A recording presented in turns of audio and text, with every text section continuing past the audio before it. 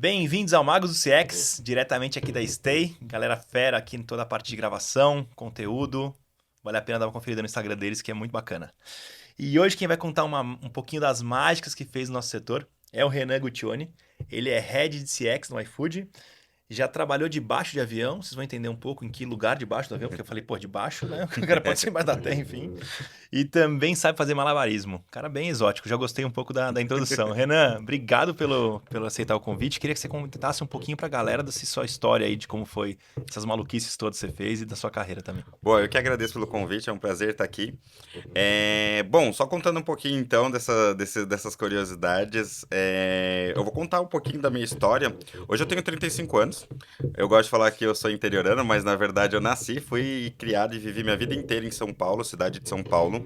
Atualmente eu moro na cidade de Indaiatuba, então eu falo que eu sou interiorano, mas faz pouco tempo. Mudei devido à pandemia e etc. Me mudei para o interior de São Paulo. Mas passei minha vida inteira em São Paulo e cresci no meio dessa megalópole que a gente sabe que é aqui. Então, isso me abriu muitas portas de fato para eu poder conhecer um pouquinho justamente do que a gente fala de experiência de vida e de experiência também profissional. Então, isso me agregou bastante aqui. E aí, contando um pouquinho dessa parte de baixo do avião, eu gosto de trazer ela porque é a primeira parte da minha jornada profissional. A minha primeira formação é em aviação civil, então eu sou formado em aviação civil. Porque lá em meados dos meus 16 anos, 17 anos, tinha o sonho de ser piloto de avião. Cara, vou voar pelo mundo, conhecer o mundo inteiro. E beleza, consegui uma bolsa na faculdade, então eu fui bolsista durante a minha faculdade. E aí, com essa bolsa, eu tava lá estudando e vou ser piloto de avião, aquela coisa bem bacana. Entrei na faculdade e vi que a vida de piloto não é esse glamour todo. Basicamente, eu descobri que os pilotos era viver em aeroporto e barra hotel. E eu sou uma pessoa que eu sou apegada de fato às minhas raízes, às pessoas em si.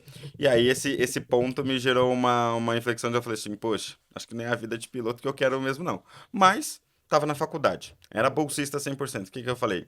Poxa, vou concluir a faculdade.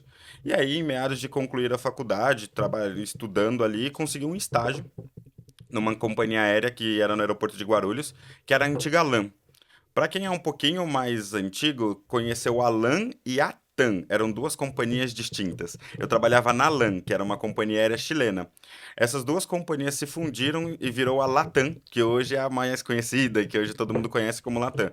Mas antigamente era LAN e TAM. Nessa LAN, eu iniciei trabalhando no setor, como estagiário no setor mais crítico que a gente fala da aviação, serviço de bagagem extraviada. Então eu pegava a pior experiência possível dos nossos passageiros. Sendo bem sincero, foi muito bacana para mim pegar essa parte, porque eu tinha ali meus 17, 18 anos e foi onde literalmente eu aprendi a me moldar em relação à experiência dos consumidores. Porque naquela época, em meados de 2006, 2007, não se falava tanto de customer experience, se falava de saque, serviço de atendimento ao cliente. E isso foi muito bacana porque eu aprendi a me moldar bastante ali do que era essa dor do cliente. Poxa, se põe no lugar de uma pessoa que está viajando, chega sem a mala, independente se é uma viagem de negócios ou não. Então, me moldei muito. E aí, dentro da aviação, fui me desenvolvendo, continuei a faculdade, fui me desenvolvendo, fui promovido dentro da aviação. E aí, dentro dessas promoções, eu passei por diversos setores na aviação civil, tá? Desde serviço de bagagem extraviada, a parte de check-in, vendas. E por fim, eu fui para a área de despacho operacional de voo. Hoje é conhecido, as pessoas chamam muito de DOV, mas é uma área em que você faz planejamento da aeronave, você faz peso e balanceamento, você faz cálculo de rota da aeronave, gasto de combustível, entre outras coisas. E por isso que eu falo que é aquela pessoa que fica embaixo do avião. Para quem já voou de avião e deve conhecer aqui, quando você vai lá no aeroporto, tá para embarcar, tem algumas pessoas que ficam lá embaixo do avião, olhando o avião. Era uma dessas pessoas. Então eu conferia se a parte de abastecimento da aeronave estava ok, se catering estava ok. Então eu trabalhava realmente embaixo do avião. Foi muito bacana esse período. E foi muito. Cresci muito. Uma coisa que eu gosto de trazer muito é. A LAN foi o que moldou muito minha cultura profissional. A LAN tinha uma cultura que eles falavam muito, somos personas, era uma companhia chilena, então somos personas que cuidam personas. Pessoas que cuidam de pessoas. E isso foi muito forte, muito bacana para mim. É, Passei pela fusão. Durante a fusão foi um processo um pouco difícil, por quê? Dentro de Guarulhos aqui, a TAM absorveu tudo que era time dentro da estrutura da LAN. O ponto é, Essa absorção não me envolveu um único time ao qual eu já era líder desse time, que era o meu time de despacho operacional de voos. E isso não ocorreu por um único motivo. A gente tinha uma licença de operar aeronaves vindas do Chile. E aqui no Brasil, os brasileiros não tinham essa licença na TAM, só a minha equipe que viera dali. Então, por isso, o meu time não foi absorvido ali nessa fusão. Porém, eu passei a reportar tudo para as gerências, todos lá, TAM, e aí houve um pouquinho de choque de cultura pra mim. Eram culturas de companhias completamente distintas. A TAM, ela tinha uma cultura muito time is money, e beleza, é uma cultura de aviação, a gente sabe disso, e a LAN não tinha tanto disso. E aí eu tive esse choque de cultura. Esse choque de cultura foi um divisor de águas, de fato, pra mim, onde foi... Ali eu já tava com meus 22, 23 anos, e ali foi um momento em que eu falei assim, cara, eu sei de fato em que tipo de empresa eu quero trabalhar. Empresas que pensam nas pessoas, seja nas pessoas internas ou seja nas pessoas consumidoras do serviço, o produto que ela oferece. E aí foi esse momento que eu decidi me desligar da aviação, da Latam, no caso, na época, e ali eu falei assim, tá, beleza, o que que eu vou fazer da vida agora? Aí eu olhei, eu gosto de brincar que eu falo, eu sabia falar inglês? Sabia, mas eu sabia o inglês de aeroporto. Eu não passava fome a hora que eu falava. Falei assim, poxa, eu preciso aprimorar meu inglês. E decidi arriscar tudo, falei assim, peguei literalmente o dinheiro da rescisão e falei assim, vou pro intercâmbio. Investi todo o dinheiro da rescisão no meu intercâmbio e fui pra Austrália. Então eu fiquei durante 1 ano e 2 meses, 1 ano e 3 meses na Austrália. E aí lá eu fiz minha certificação de inglês, peguei a certificação de Cambridge, fiz o FCE. E lá intercambista. Trabalhei de tudo que você possa imaginar. Trabalhei em restaurante, trabalhei como garçom, lavando prato, trabalhei em obras, trabalhei ajudante de limpeza de escritórios, tudo que você puder imaginar, até o meu inglês estar um pouquinho melhor. Depois de uns. Isso pra ficar melhor, assim, você conseguir viver, demorou um tempinho. Depois de uns 6 meses já, e que o meu inglês estava de fato melhor, foi onde eu consegui trabalhar numa agência de intercâmbios lá em escritório. Então tava com um pouquinho mais de estabilidade, tinha um trabalho já de segunda a sexta, digamos assim, era um pouquinho mais estável. Mas ainda, como eu disse lá no começo, eu sou uma pessoa que eu prezo muito por pessoas, família, amigos, estar próximo de tudo isso. E aí essa parte me apertou um pouquinho mais em relação, eu falei, putz, preciso voltar. E aí, só um adendo, tá? Todo mundo pergunta, pô, por que que você voltou? Voltei pelas pessoas. Se eu tivesse condições de levar todas as pessoas próximas a mim direto pra Austrália, com certeza eu levaria. Mas eu sou uma pessoa apegada realmente a esse ponto e por isso eu voltei. E aí eu voltei, isso aí em 2015 ali eu voltei pro Brasil e eu falei assim, tá, voltei, tenho inglês, mas e agora? O que que eu faço? E aí comecei a trabalhar numa agência de intercâmbios, literalmente era especialista em intercâmbios para a Austrália. E foi muito bacana esse período porque era uma empresa muito familiar, assim, de em torno de 17 pessoas, tudo, e muito bacana conhecer esse dali. Eu trabalhava muito com vendas e pós-vendas. Então, entender realmente que e ali, eu, depois de um tempo, óbvio, não que quando eu trabalhava ali eu conectava as coisas. Mas depois de um tempo eu consigo ver que eu trabalhei em todas as etapas de jornada, seja num pré-venda, num pós-venda, seja no problema. Então, nessas jornadas todas eu consegui ter esse conhecimento ali. Então, essa parte de intercâmbio foi muito bacana. E aí, nesse processo que eu estava trabalhando na agência de intercâmbio, surgiu um contato comigo via LinkedIn para eu ir para o Mercado Livre, trabalhar no Mercado Livre. Cara, quando eu recebi o contrato do Mercado Livre, na época eu já namorava minha esposa, minha atual, né? Minha esposa. Só tive uma esposa, tá, pessoal? Já namorava minha esposa. E aí eu falei assim pra ela: ah, eu vou lá conversar, né? Eu não tinha noção nenhuma da grandeza do que era o Mercado Livre. Eu não tinha noção do que era. Pra mim, de verdade, quando eu falei com a minha esposa, eu falei assim: eu vou lá pra essa entrevista porque vai ser um escritório na Paulista, alguma coisa assim, e eu vou trabalhar lá. Quando eu fui pra sede do Mercado Livre, que é a Melicidade, e Já era ali em Osasco, já já no era caso. ali em Osasco, e eu cheguei na Melicidade, eu falei assim: eu preciso trabalhar aqui. Sabe quando você literalmente entra no lugar, e era a primeira entrevista ainda, ia fazer a entrevista com o time de People lá, antigo, antiga pessoa que chamavam de RH na época. Cheguei lá e falei assim, preciso trabalhar aqui. Fiquei encantado realmente por ver. E era a primeira empresa que eu tava vendo de tecnologia. E aí, óbvio, quando você chega num lugar desse que você desconhece, eu fui totalmente desconhecido e despreparado para o que eu ia enfrentar, digamos assim, de empresa e conhecimento. Ali eu comecei a estudar sobre o que é o mundo de tecnologia, o que é o mundo das empresas techs. Cara, foi muito bacana. Me dediquei muito. consegui passar no processo seletivo e entrei no Mercado Livre atuando já direto. E aí eu gosto de falar que é de fato onde eu entro para o primeiro time de Customer Experience. Ali no Mercado Livre eu entrei como team leader de Customer Experience, trabalhando no time de atendimento de chat. Cara, ali foi onde eu tive de fato os primeiros contatos com os KPIs de CX. Então, eu aprendi o que que era o NPS, o que que era o SLA, o que que era o TMT. Então, aprendi de fato a entender como que é gerido um time de CX de operações de fato ali e entender como que esses KPIs impactam. Dentro do Mercado Livre, continuei trabalhando, tive oportunidade de desenvolvimento interno, conhecimento. Fui promovido no Mercado Livre para a área de supervisão. E aí, nessa promoção, foi uma transição também de áreas. Eu passei a cuidar de um produto que era o lançamento na época do Meli, que era o Fulfillment. Hoje, acho que O 90% full. das pessoas conhecem o Full, que é comprar num dia e recebe no outro. Na época, eu fui chamado para estruturar a operação de atendimento desse time.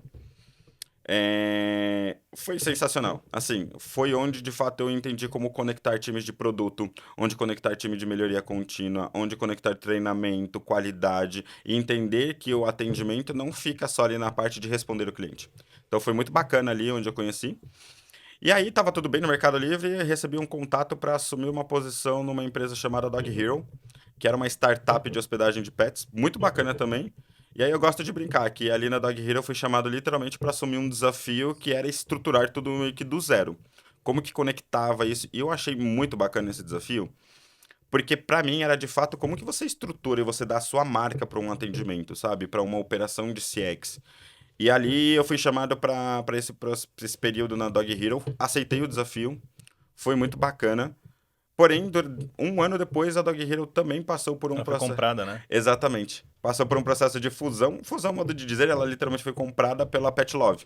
E nesse processo de fusão, exatamente nesse mesmo processo, eu recebi um contato do iFood. E aí, nesse processo em que estava ocorrendo a fusão, eu estava recebendo um contato do iFood. E eu gosto de brincar. Pra minha ex-gestora que me contratou, ela ainda está no iFood, mas ela mudou de área. Eu gosto de brincar que acho que foi o processo seletivo mais demorado da minha vida, assim. Acho não, foi. O processo seletivo com ela demorou 4 meses. Thaís Suzuki, ainda lembro desses 4 meses. Foi um processo seletivo que começou em dezembro de 2019. 2019? Ou 2020? Acho que foi 2019 mesmo. Começou em dezembro de 2019 e eu fui de fato entrar pro iFood em 2020, em abril de 2020. Então foi um processo seletivo bem longo. E nesse período já ali, eu já tinha saído da Dog Hero. Nesse período do processo de sair da Dog Hero, acho que foi em fevereiro. No meio disso tudo, o que que aconteceu? Pandemia. Pandemia. Então, assim, eu saí da Dog Hero, tava iniciando o processo de contratação, finalmente formalização, Renan, beleza, tá aqui sua offer, vou entrar pro iFood, vem a pandemia. Tanto que eu recebi um contato do time de People falando assim, ó, Renan, você tá ok, mas a gente não sabe como que vai fazer pra você começar a trabalhar. Literalmente desse jeito. Foram honestos, tá bom, Exato, justo. foram super honestos. E ali a gente tinha a dúvida até de como que eu vou começar. E aí, é óbvio, né? Você tá ali, eu no desespero também de não saber como ia trabalhar. Mas no fim das contas deu tudo certo. Eu gosto de brincar que eu fui a primeira turma de onboarding online do iFood. Então foi muito bacana. Passei pelo processo e literalmente foi a primeira turma. Eu entrei no iFood já no sistema 100% home office. Então, quando eu entrei no iFood, já era todo mundo home office. Tanto que eu fui conhecer de fato as pessoas no presencial do iFood cerca de 2 anos depois de empresa. Então, 2 anos depois de empresa, eu fui ver as primeiras pessoas no presencial. Mas entrei no iFood já com a parte de gerenciamento, então eu gerenciava já uma parte de CX, mas eu gerenciava cuidando de um produto muito específico que era o antigo Loop. O Loop era um produto que foi desenvolvido pelo iFood para ofertar comidas em conta para almoço. Então eram, digamos assim, marmitas a R$ 20, esses valores.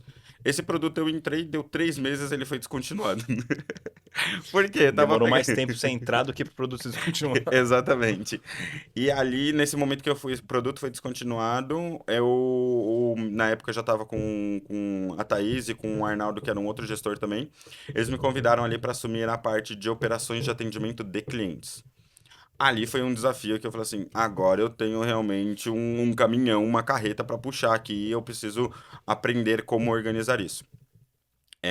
E aí, quando eu trago de falar de caminhão, carreta, na época, a gente fazia em média 30 milhões de pedidos por mês e tinha um volume de contact rate considerado razoavelmente baixo. Esse volume de contact rate não mudou, geralmente varia de 2 a 1,5%, 1,5 a 2%. O problema é que o iFood em si estava crescendo muito. Então a gente estava falando ali de um contact rate em que eu tinha 300 mil a 500 mil chamadas por mês, só de clientes. Meu Deus. Isso ainda era pouco. Hoje eu tô falando que a gente tá fazendo mais de 100 milhões de pedidos por mês, eu tô falando que eu tenho um contact rate ainda de 1,5 a 2%. Tem quase 2 milhões de chamadas. Exatamente, varia de 1,5 milhão a quase 2 milhões de chamadas por mês. E isso só de clientes, tá? Eu não tô falando na vertical de atendimento dos nossos parceiros e nem na vertical de atendimento das pessoas entregadoras. E hoje, basicamente, eu tenho a responsabilidade ali dentro do iFood de trazer essa parte de experiência dos consumidores de fato dentro do iFood.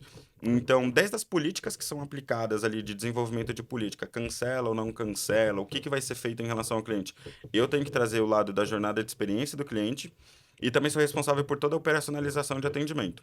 E aí discorre de várias coisas, como criação de inteligência artificial, entre outras coisas. Então, basicamente, essa é a minha jornada ali. E aí, no intercorrer de tudo isso, ainda me casei. Então, quando eu comentei minha Com a namorada sua lá, única esposa. com a minha única esposa, vamos comentar. Então, eu me casei, sou casado até hoje. Nesse decorrer desse período também tive 2 filhos. Então, tenho um pequeno que está com 2 anos e 6 meses e outro que está com 6 meses. Então, tenho 2 pequenininhos em casa agora aqui. Também, então, mudei um pouco de visão do mundo, mas isso é bem bacana. Tá legal. Eu também tenho 2 filhas pequenininhas também, um pouquinho mais velhas que as suas, mas que os seus, mas também sei como é que é essa mudança. E, cara, você falou da LAN ali primeiro, né? A LAN, bom, na minha época que eu me lembro, era uma das melhores companhias aéreas do mundo, tanto de rentabilidade quanto de atendimento. E engraçado você falar que eles não eram tão preocupados. Você falou assim, é normal uma empresa aérea ser mais focada em performance, em tempo no ar, em eficiência e tal. E aí me deu um estalo assim, pô, mas peraí, como é que esses caras não eram tão preocupados com o tempo no ar, não tanto quanto a TAM, eles eram preocupados com pessoas e eles tinham uma baita de uma performance. Nunca, em teoria, não deveria casar o discurso, mas legal ver essa parte por trás aí. É que você imagina assim, eles eram uma companhia que pessoas cuidam de pessoas. Óbvio, toda companhia tem que ter sua Uhum. rentabilidade, tem os seus pontos. Mas por esse fato, uma das coisas que a gente tinha que ter maior cuidado era como que a gente desenvolvia processos dentro dali da aviação em que eu deixasse o menor tempo possível o meu avião em solo. Por que eles pensavam nisso? Eles não pensavam simplesmente no viés de que o avião em solo é prejuízo para a companhia. Uhum. Eles pensavam que quanto menos tempo o avião ficava em solo, mais satisfeito o meu cliente que estava ali esperando para embarcar, ele embarcava mais rápido e decolava antecipadamente.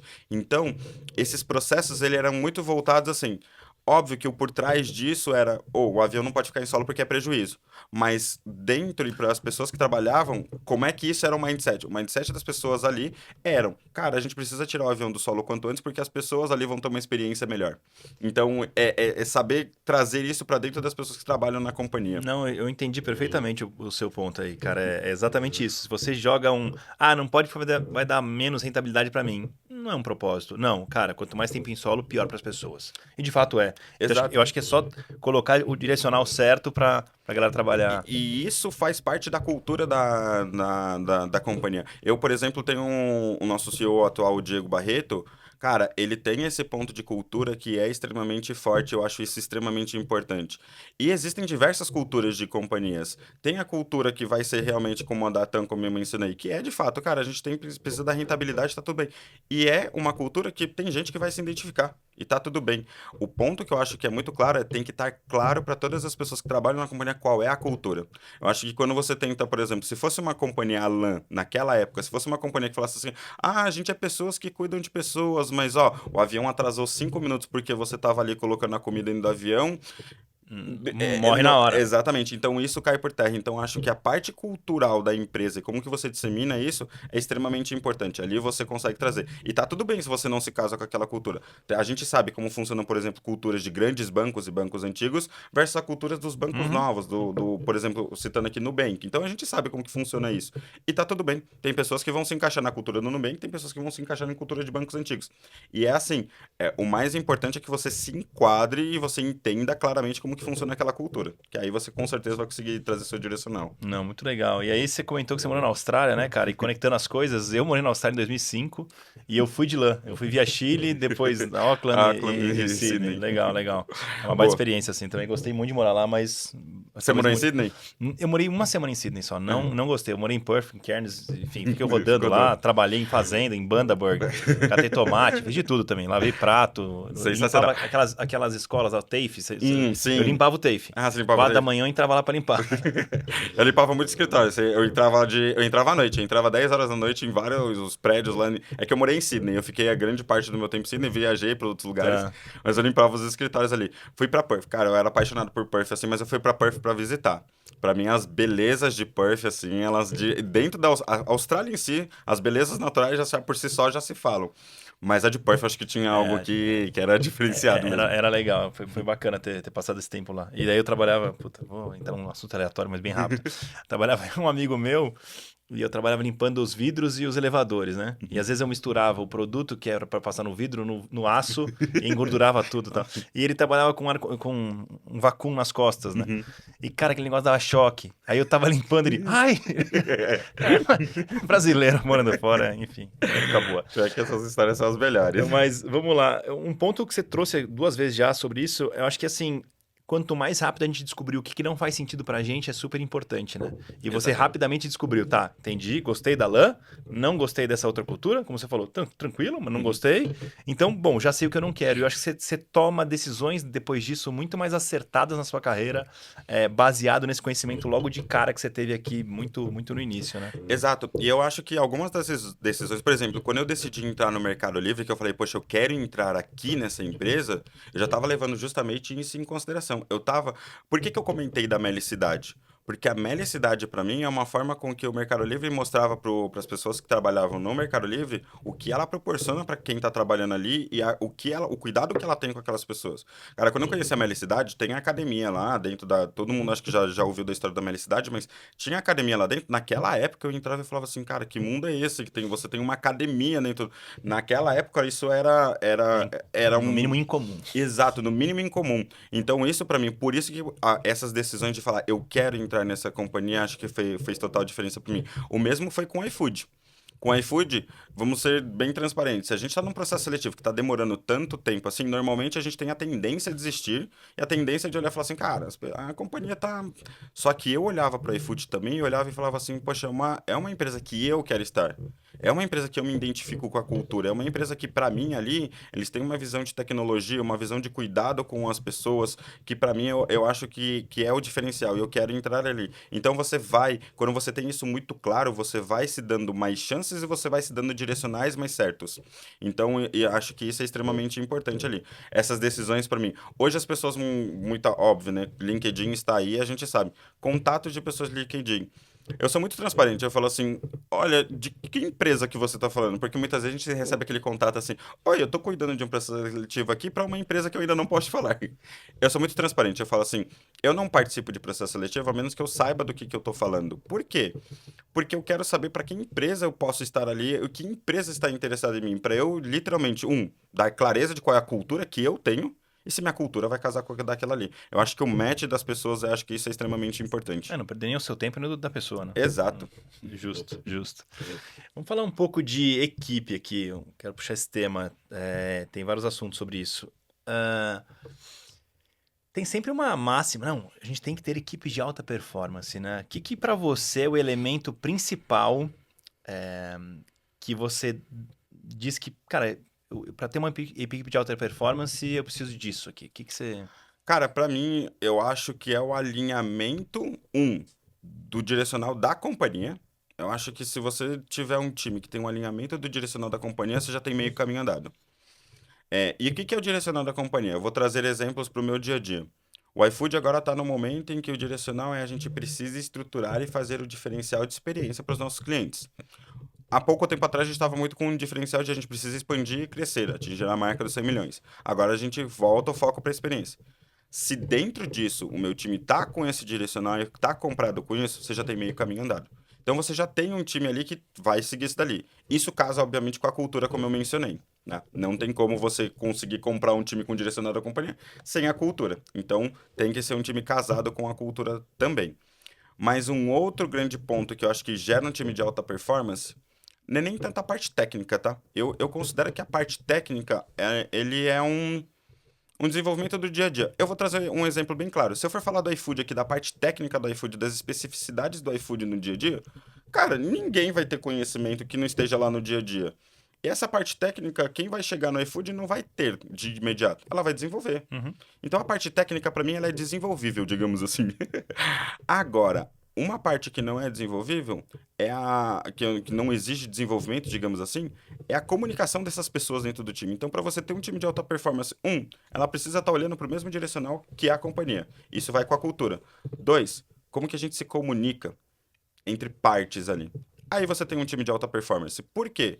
O cara que é especialista em produto, em tecnologia, ele vai trazer as especificidades técnicas e as dificuldades, ao mesmo tempo em que o meu especialista aqui em time, em operações de atendimento em clientes, ele vai trazer que aquelas especificidades e aquelas dores impactam em não gerar um produto de qualidade para o cliente. E você se comunica. O grande problema que gera perda de performance é a falta de comunicação entre os times. É a falta de alinhamento do que, poxa, esse que você está me pedindo, eu não consigo fazer agora. O que você está me pedindo exige uma parte técnica que nós não temos aqui dentro. Ou o que eu vou fazer aqui nessa parte técnica vai impactar numa dor gigantesca.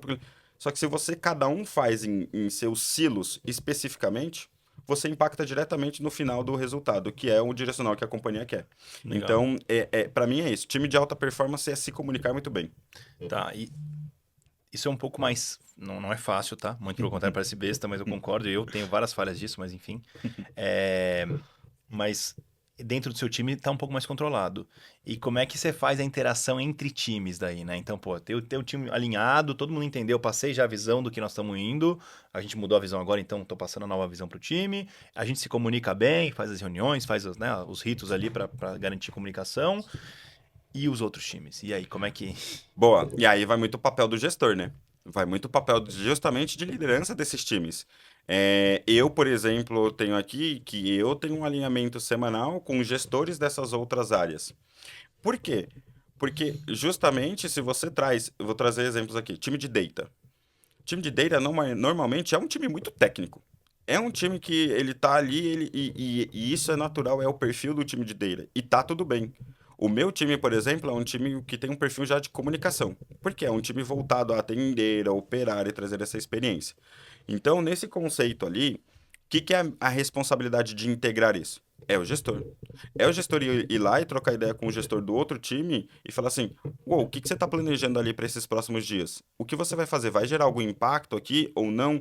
É literalmente se propor a perguntar e entender essas dores. E é o mais difícil que eu acho que a gente tem. É quando a gente vê alguma coisa, a gente fingir que não viu, digamos assim. Ah, eu vou lançar uma feature nova aqui. Ah, beleza, essa dali não me gera impacto agora, mas vai me gerar lá na frente. Então, isso eu acho que é o mais difícil, sabe? A gente normalmente está em volta ao dia a dia, em volta ao impacto do o que a gente vai fazer para hoje, o que a gente vai fazer para agora, e os próprios gestores se perdem nisso muitas vezes. Então, para você trazer essa comunicação para externa, é responsabilidade do gestor. E aí, óbvio, né? O gestor troca. Vou supor, eu sou aqui cuidando de CX, você está aí cuidando de data e eu vou trocar uma ideia contigo. Não faz sentido nenhum eu trocar uma ideia com você e não passar isso para os outros times ou fazer um bate-papo. Esse é um caminho. E tem um outro caminho que eu gosto de usar muito também, tá? A gente tem uma reunião de resultados mensais que a gente puxa na nossa estrutura aqui. Eu coloco os outros times para eles participarem. E isso é uma forma de não só mostrar os resultados, mas de mostrar o quanto que cada parte que eles fazem é relevante ali. E isso gera essa abertura de comunicação. Muitas das coisas que a gente evoluiu foi justamente das pessoas começarem a ver onde que uma pequena ação dela gerava o resultado de um impacto de um indicador. Então a gente tem nosso painel de metas. Aí a pessoa leva assim, tá, tem uma meta ali de C7, por exemplo. Mas como é que eu impacto essa meta? Aí a pessoa de produto, por exemplo, ia lá e fazia uma feature em que o cliente conseguia apertar o botão de cancelar sozinho. Meu C7 despencava. Mas por quê? Porque os clientes que entravam para fazer o cancelamento do pedido por si só eram um C7 promotor. Eu deixei de ter esse C7 porque ele estava fazendo o autosserviço. Tá tudo bem, para a experiência do cliente é positivo. Mas você percebe a relevância que aquele botão que foi desenvolvido por um time de Uhum, produto uhum. impacta aqui? É isso. É justamente isso. Então, quando você traz a importância para essas pessoas de estarem nessa agenda e delas entenderem esse impacto, cara, a comunicação flui. Elas naturalmente absorvem essa propriedade do que eu vou fazer vai ter algum impacto em algum lugar, eu preciso me comunicar. Então, é muito disso. Legal, legal. Então você não força a comunicação, mas você força o pertencer aos resultados e aí isso faz com que a comunicação aconteça. Exatamente. Bacana. Óbvio que a gente tem diversas dores de cabeça, né? A gente está falando de uma empresa de tecnologia em que tudo muda tudo muito rápido. Então, a gente precisa saber administrar isso também. Não dá para o tempo inteiro que, qualquer coisinha que eu vou mudar, precisa de uma. Não. Muda, vamos embora ver o jogo, deu certo, deu errado. A gente tem muito fail fast de cultura, tá? Faz, deu errado, corrige. O importante é entender o que deu errado rápido, isso sim, e aí corrigir rapidamente. Legal. Então, isso é muito importante pra gente. Isso que eu ia perguntar, né? Como é que a companhia cresce tanto e vocês conseguem manter essa velocidade, essa cultura? Como é que funciona isso, sendo que tem. Cara, eu vejo empresa muito menor, muito, muito menor, que começa já a ter um pouco mais de nível hierárquico, já começa, não, tem que alinhar com não sei quem, com não sei quem, já começa a travar a coisa. Como é que vocês fazem numa empresa desse tamanho para ter velocidade na mudança, melhoria contínua? Boa. Isso vem muito do que eu falei de quebrar esses silos, esses grupos, digamos assim, de que, vou dar exemplos. O iFood, por exemplo, tem meu BU de mercado e BU de food delivery. Tá bom.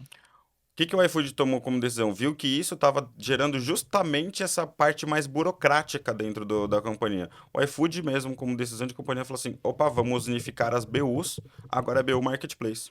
O que você tem aqui impacta de fato em mercado e impacta também nos food deliveries. Impacta em restaurantes também. Isso é uma forma de se quebrar silos. Então, para você manter velocidade, você precisa quebrar esses silos. Você precisa, digamos, de fato, entender que o que você vai fazer em restaurantes pode ser uma coisa também que pode ser replicada em mercado. Uhum, E vice-versa. uhum. Então, esse é o primeiro ponto. Eu acho que para você ter essa velocidade, é isso. O segundo ponto é, a gente não tem medo de errar e a gente, de forma alguma, principalmente nós gestores, não temos a cultura de que o erro é ruim. Isso é muito forte dentro do iFood. Cara, erra, tá tudo bem errar. O importante é você entender o que você errou e corrigir de forma rápida. Isso é o que a gente cobra na nossa cultura. Tá. Cara, não tenha medo de errar. Vai e faz. O que acontece, como você trouxe em outras pequenas empresas muito menores, normalmente o que acontece? Quando há um erro, procura-se culpados e faz aquela caça às bruxas, né? Quem foi que liberou para subir isso daqui? Olha o impacto que deu. No iFood você não tem isso. Quando você tem um erro e encontra-se um erro, o principal ponto que tem ali, como é que a gente corrige esse erro? Então, isso faz com que a gente literalmente dê a liberdade para as pessoas de errarem. E isso, imagina no nosso dia a dia. Cara, eu erro muito. E eu tenho zero problema de chegar para o meu time e falar assim: eu errei. Eu tinha esse direcional aqui, não deu certo esse caminho que a gente queria ir, vamos para outro. E o time tá super comprado com isso. Isso dá velocidade, assim, absurda para as coisas. Então tem que ter essa liberdade de você falar assim: eu errei, tá tudo bem, vamos achar a solução o mais rápido possível.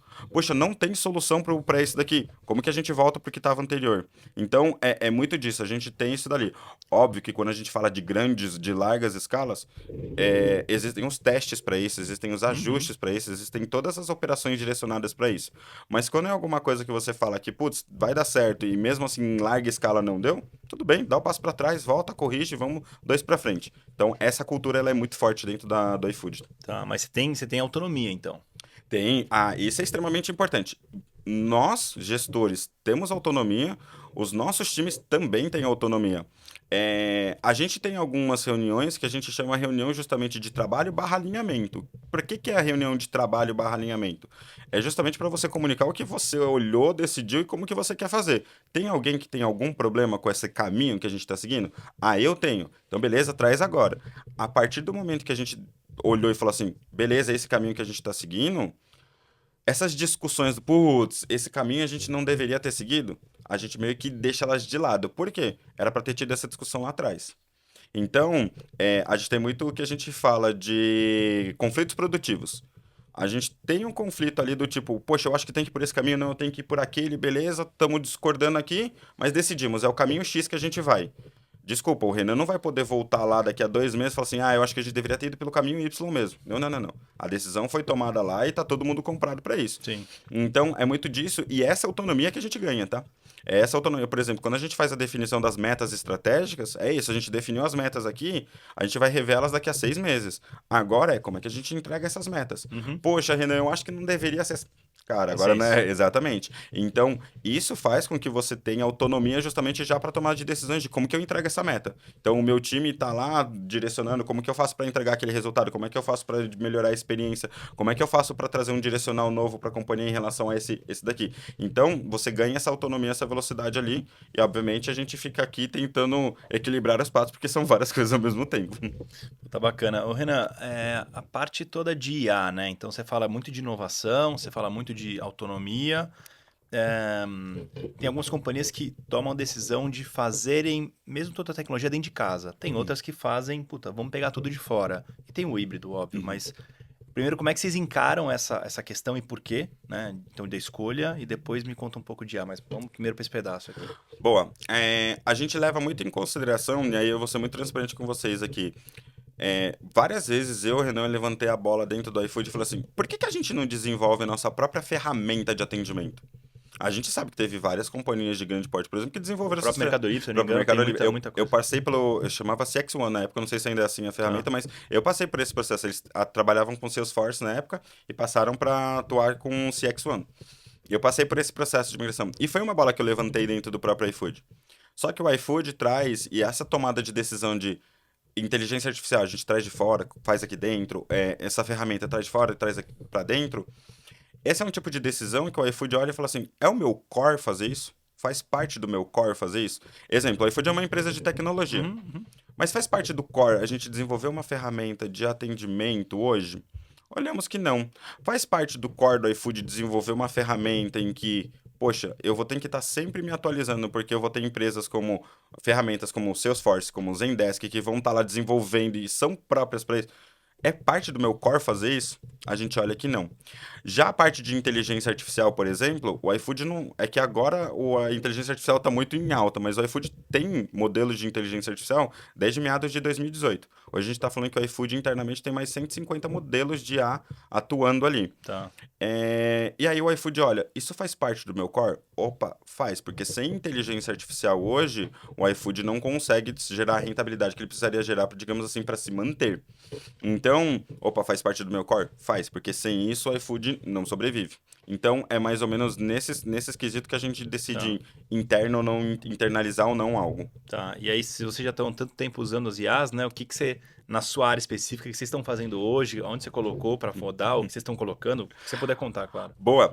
A gente tem, eu gosto de trazer, a gente foi recentemente premiado com esse case da nossa inteligência artificial, um prêmio da CCWS lá em Amsterdã.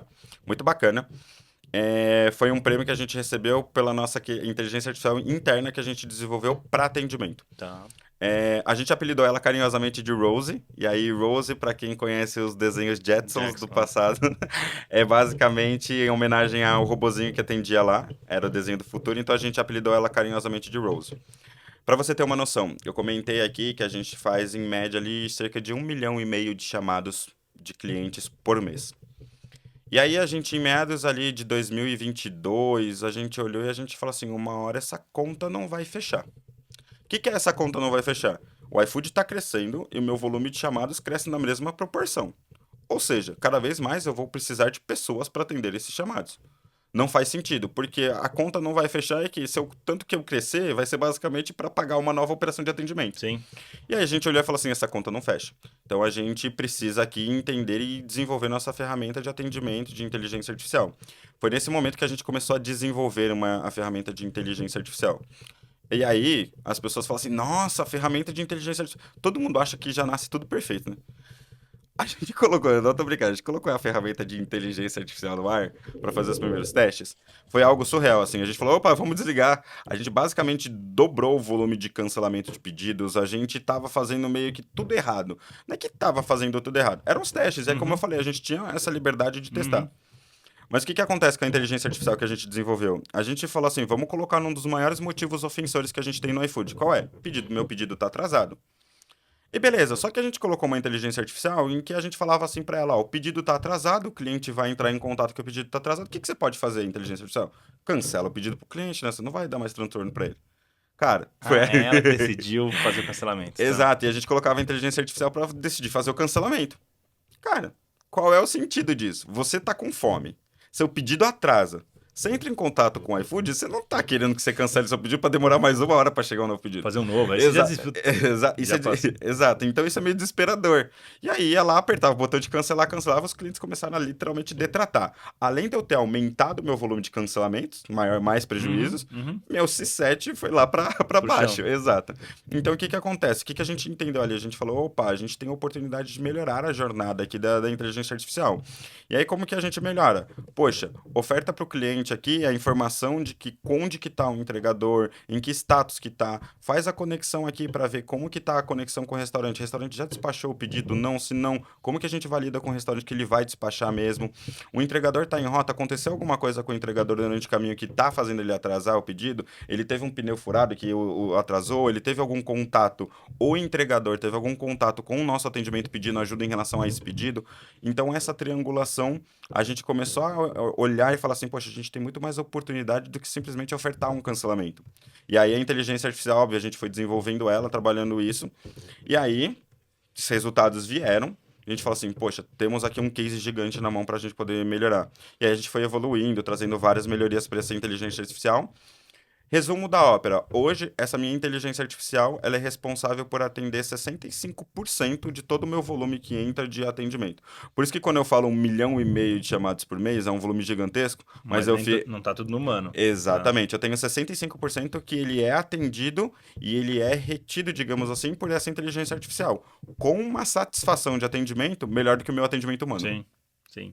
Então, eu melhorei a satisfação, reduzi custos de atendimento, operações, etc. E eu ainda consegui também reduzir o volume de cancelamento. Por quê? Aquelas pessoas que estavam aguardando o pedido e o entregador realmente estava chegando com 5 minutos de atraso, aquela pessoa esperou mais os 5 minutinhos e o pedido chegou, então deu um pedido concluído. Então, tem todas essas melhorias em experiência que a gente conseguiu também ali. Óbvio que a gente segue ela avançando aqui, porque tem outros caminhos para se evoluir nessas experiências, tudo. Mas isso hoje, pra gente, é o nosso grande case ali que a gente fala, a gente tem um caminho para fazer. E aí muitas pessoas me perguntam, isso é uma pergunta que eu ouço com frequência, tá? Poxa, Renan, então você tem ali. E aquelas pessoas que estavam trabalhando no atendimento? Eu tenho exatamente as mesmas pessoas que eu tinha em 2022, Imagina. eu tenho exatamente a mesma quantidade de pessoas. E por que que a gente tem esse mesmo volume de pessoas? Porque hoje, as pessoas que estão no meu atendimento humano, elas estão especializadas em fazer atendimentos específicos. Então, problemas com algum tipo de pagamento, que é algo mais crítico, pessoas para atender os nossos clientes premiums, pessoas para fazer esse atendimento mais especialistas, algo mais direcionado, estão ali na operação fazendo. O que que a gente fez? A gente pegou aquelas 2.000 pessoas que faziam um atendimento de tudo e todos, a gente pegou literalmente isso daqui, galera, vamos se especializar, vamos fazer uns atendimentos mais específicos, então deu essa oportunidade e eu tenho exatamente as mesmas pessoas, só que com um volume de chamados 4 Maior. vezes maior. Então, Não, essa preocupação com o trabalho, eu entendo ela, mas ela é. Eu não vou dizer que é burra, mas ela não é verdadeira. Ela tem uma impressão que é, mas não é. Porque se a gente olhar no começo da Revolução Industrial até hoje, cara, quantas coisas foram automatizadas. E aí você olha para países mais livres e mais ricos, a gente mora na Austrália, não sei Exa- quantos. Eu em 2005 ganhava $18 a hora para colher tomate. exatamente. Na Eu ganhava Austrália. 22 para lavar prata. Mas em 2005, você era mais tarde já. Exato. Então, cara, era loucura isso naquela época. E aí você fala, pô, mas é porque quando você tem um país mais livre, que é fácil de contratar, fácil de demitir, logo mais empresas Uhum. e tem uma segurança jurídica, as empresas querem apostar em implicar naquele lugar, cara, emprego não falta. Não falta. E o preço vai subindo da mão de obra, né? Então, Exato. E o que as pessoas deixam de levar em consideração é que, por exemplo, dentro do meu time, eu tenho dentro da minha estrutura hoje de CX um time que é voltado para olhar dados e de ajudar a desenvolvimento de inteligência artificial.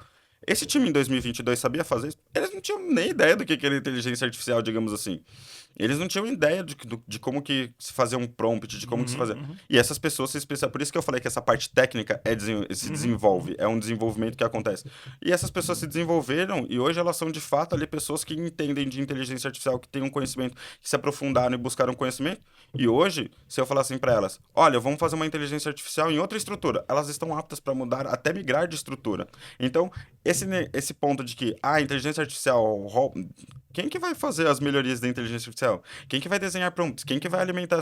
Tem muita coisa ali, muito caminho a se seguir. Eu acho que é uma transformação. As pessoas confundem transformação simplesmente com o fato de perder posições. E não é. Hum. Quando se transforma, elas simplesmente mudam de lugar, mas elas continuam existindo. E provavelmente elas vão ter trabalhos menos repetitivos, mais intelectuais e vão ganhar mais dinheiro. Exato. Isso é super. Não faz. Bom, pra mim essa discussão nem. Ela já deveria ter sido superada, mas enfim. A gente ainda ouve. Imagino. É, e a questão de momentos críticos, que óbvio, como toda essa inovação, esse errar e fazer de novo e tal, como é que você faz? Qual que é a estratégia para não perder a confiança desse cliente, assim? O que que vocês fazem para, puta, deu ruim, o que que eu... A gente tem uma estratégia que ela é muito. A gente trabalha em alguns pilares. Um dos pilares é prevenir. Eu acho que isso todas as empresas tentam, porque o melhor. A gente tem um conceito dentro do iFood que a gente hoje chama de pedido perfeito. O que que é um pedido perfeito? É aquele pedido que o cliente entrou no app, não teve fricção nenhuma, não teve erro para aplicar cupom, não teve nada, pediu, pagou, o pedido chegou No sem tempo atraso. certo? Exato. Esse é o pedido perfeito. Dentro desse pedido perfeito, a gente hoje ali tem uma média de 65% dos nossos pedidos dentro dessa métrica. Os outros 35%, o que que acontece? Não é que o cliente precisou de alguma ajuda do iFood, mas na hora que ele foi aplicar o cupom a primeira vez, deu um erro, aí ele foi, tentou de novo, conseguiu. Ou na hora que ele fez o pedido ficou fora do ETA 2 minutos, não precisou da ajuda. Ou ele precisou trocar o endereço, de alguma forma ele teve algum tipo de fricção no pedido dele. E aí a gente olhava e falava assim, tá, esse é uma métrica que a gente fala que é prevenir. Como é que a gente previne?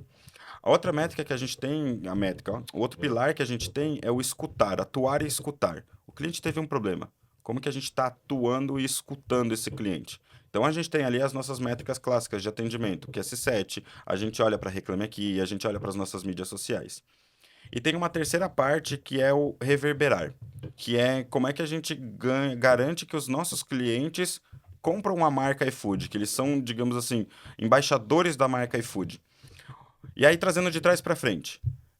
Hoje a gente tem uma comunidade que foi lançada, chama Comunidade iFood mesmo, que é uma comunidade voltada para clientes, onde os clientes do iFood literalmente se encontram para falar de coisas do iFood. Você tem gamificação, óbvio, para trazer esses clientes para dentro da comunidade, mas você tem lá fóruns em que os clientes discutem, poxa, eu tentei usar o cupom aqui, não funciona, isso daqui do clube é vantajoso dentro do iFood ou não. Então, fóruns de discussão de clientes, então essa é uma forma, uma estratégia de tentar garantir a experiência desses clientes cada vez mais para reverberar a marca. Mas trazendo dos outros pontos. A gente falou que a gente testa e a gente erra, com certeza. Mas além de testar e errar, a gente tem os momentos em que de fato tem algum problema. Exemplo, deu um bug. O iFood ficou fora do ar. Eu não sei se você chegou a pegar na época da pandemia, quando era Dia dos Namorados e o iFood não suportou a volumetria de pedidos que teve. Puta, não... Esse é um exemplo claro. A gente estava lá, pandemia, Dia dos Namorados. O que que acontece? Ninguém Ninguém sai podia de sair de casa, todo mundo casa. queria comprar um docinho pra... Exato. O iFood teve tanto volume, só que o iFood não estava literalmente preparado para esse momento. O que que aconteceu? O app simplesmente caiu. Assim, não Fechou. Meu, literalmente putz. caiu. E aí, obviamente, na época o iFood estava ainda mais hypado, porque era pandemia, então era o que todo mundo estava Uhum. falando. E redes sociais, tudo foi, digamos assim, pelos ares. O que que é o ponto ali? O que que a gente entende que para não esse momento de criticidade? Para. Vamos entender. O iFood foi se posicionou, a gente fez inclusive, eu acho que isso é o mais importante. Se posicionar claramente para o cliente. O iFood fez uma carta aberta na época para o cliente, falando assim: erramos, não estávamos prontos para isso, não nos preparamos para isso, estamos corrigindo qual é a melhor forma da gente poder suportar isso da próxima vez. E fizemos o posicionamento, trabalhamos, corrigimos diversas oportunidades. Chegou o Dia das Mães. Também ainda em pandemia, o que que acontece no Dia das Mães? Todo mundo quer comer fora, não dá para comer fora, todo mundo começa a fazer pedido no Hum. iFood. Caímos também, mas não caímos tão grande quanto caímos da outra Tá. vez. Então tivemos uma outra queda. Nos posicionamos de novo e falamos para o cliente: ainda temos oportunidade, vamos corrigir as oportunidades que temos. Passou o Dia das Mães, passou tudo ali. Aliás, acho que foi até o contrário, mas enfim. Não tem problema. Passou as datas, chegou o Dia dos Pais. Passamos pela data tranquilamente. Tranquilamente, assim, tem os problemas, o app não chegou a cair. Então, eu acho que a melhor forma de você evitar uma crise com um cliente é a transparência. Opa, eu tive um erro aqui, uma oportunidade, um problema, eu estou corrigindo. Outra forma de você evitar uma crise com o cliente, sendo transparente, comunicando ele eu tenho uma política. Toda empresa tem uma política de tomada de decisão. Se eu tenho uma política, onde está essa política? Como que eu comunico essa política para o meu cliente? Como que eu dou transparência para o meu cliente disso? Exemplo, eu fiz um pedido no iFood. E o iFood vira e fala assim: Ó, Renan, a responsabilidade do erro desse pedido aqui é seu, por isso a gente não vai se tornar para você. Beleza, mas onde que eu tô vendo eu deveria saber que a responsabilidade é minha? Onde que eu tô vendo essas informações? A gente teve muito a época do entregador tem que subir ou não subir para entregar o pedido e etc. Onde que estava esse dali comunicado? Tanto que, quando a gente percebeu que a gente tinha oportunidade nisso, qual foi o posicionamento do iFood? Vamos comunicar o que o iFood entende que é o certo. O que o iFood entende que é o certo? O entregador não tem a necessidade de subir na porta do apartamento do cliente. Então, vamos fazer esse comunicado. Nós nos posicionamos e fizemos esses comunicados. Então, isso evita crise. Isso evita com que o cliente seja, digamos assim, pego de surpresa. O maior problema do cliente é ele ser pego de surpresa com algo que ele de fato não estava planejando para aquilo ali. E aí a gente deixar isso às claras. Exemplo, quando o app caiu, seja pelo Dia dos Namorados ou Dia das Mães naquela época, o cliente foi pego de surpresa. A gente se posicionou falando que a gente tem um erro. Então, acho que essa transparência é a melhor forma de você evitar crise. Mas tem um ponto super importante, né? Não adianta você ser transparente e falar assim: oh, eu tive um problema aqui, tá ruim, e não fazer nada com aquilo, né? Sim. Sentar em cima do problema não é o caminho também. Não, entendi, cara. Parece fácil, parece simples. As empresas têm muito medo de falar a verdade, de parecer. E todo mundo sabe que toda empresa tem problema. E que ela vai ter problema. E esse é um ponto. Esse ponto que você fala da empresa ter medo de se posicionar é muito claro hoje em dia. E eu acho que, principalmente com as redes sociais, tudo, esse posicionamento da empresa, eu acho que as empresas têm de fato esse medo. E eu trouxe a parte do entregador sobe ou não sobe, que era um ponto que estava pegando muito, Uhum, justamente porque uhum, estava tendo vários casos de conflito mesmo entre uhum, uhum. pessoas e entregadores, porque os entregadores falam, não vou subir, e a pessoa fala, não, você tem que Tem que subir. subir. E aí o iFood foi e fez o seu posicionamento, independente de qual era a situação, porque muitos clientes olharam e falaram assim, ah, não vou pedir mais no iFood porque tem que... Desculpa, mas é o posicionamento que a gente entende que é o correto. E a gente tem que trazer essa clareza, isso para os nossos clientes. Cara, tá tudo bem, se você entende que você não quer e você entende que tem outro lugar que o entregador vai subir porque vai pedir por outro, tudo bem, é o seu direito. Fique à vontade, mas nós, como empresa, estamos nos posicionando. Eu acho isso extremamente importante. As pessoas que vão utilizar o iFood depois desse posicionamento sabem exatamente o que Esperar. esperar. E isso faz total diferença na Uhum, experiência dos nossos uhum. clientes. Então, eu acho que você saber exatamente o que você espera daquela empresa quando você está contratando um produto ou um serviço é o diferencial daquela empresa. Se aquela empresa não deixa isso claro, mais cedo ou mais tarde você vai ser pego de surpresa e com certeza você perde esse cliente. Não, e assim, vocês conhecendo o motoboy ali, o entregador, você sabe o quanto isso é prejudicial para ele do ponto de vista de perder tempo, gastar mais, não sei o quê. Então, se alguma outra plataforma fosse fazer isso, o cara não ia querer entregar lá, então ia ter menos entregador, ele ia ter que voltar para você porque ali tá dando uma experiência. Você não pode pensar, você tem vários clientes, né? Apesar do cliente final achar que ele só ele é o cliente, todo mundo é cliente ali, né? Exato, é que normalmente quando a gente tem muito, e isso é muito enraizado no Brasil, que o cliente tem sempre a razão. Até a página 2. O cliente tem razão, sim, porque ele está comprando, ele está pagando o pedido, mas o cliente tem razão em exigir coisas que não estão no direito dele? Não. Querer até tudo bem, mas cara, não vamos dar, ponto. Exatamente isso. Então, você pode até querer isso, mas nossa política de empresa não vai te oferecer isso, não vai te dar isso. Então, isso é muito claro. E como você disse, tem outra ponta ali. O iFood tem três pontas que ela cuida: os nossos parceiros, as pessoas entregadoras e o cliente final. E, cara, a partir do momento que você fala assim pro entregador, não, você tem que subir, você está prejudicando uma pessoa que está ali. Ela tem que fazer a rota de horário do trabalho dela, ela tem que definir ali quantos pedidos ela faz para ela poder ter a rentabilidade mensal que ela precisa. Então, ela mesma tem que fazer essas definições para Uhum. ela poder entender. E com isso, essa pessoa ali fala, poxa, um pedido eu vou levar 20 minutos para entregar. Poxa, se eu for subir lá no apartamento, 30. 30. Porque a gente acha que a gente está acostumado a ter na nossa cabeça que um prédio é aquele prédio assim, você entra, é uma torre só. Tem condomínios em que são 10 torres. Você entra, você tem que andar uns 10 minutos até Para chegar. conseguir entrar e se cadastrar demora. É loucura, Exatamente. loucura, Então, loucura. esse é um ponto super relevante. Bacana. Cara, e o que que você tem de, assim, pode ser uma coisa que vai acontecer, que vocês já estão planejando, ou coisa que você gostaria, mesmo que a companhia esteja falando sobre isso, que você gostaria de ter, assim, de tecnologia, de processo, de equipe, de organização de área, qualquer coisa, não importa. Ou que você gostaria de ter, assim, agora na sua...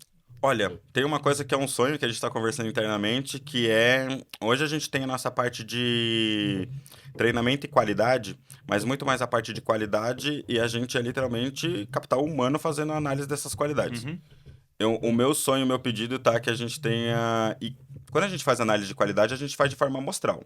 É humanamente impossível a gente analisar 1.500.000 você vai ter chamadas que ter o dobro de cliente, de atendente para fazer essa análise, só né? para fazer a É. análise, exato.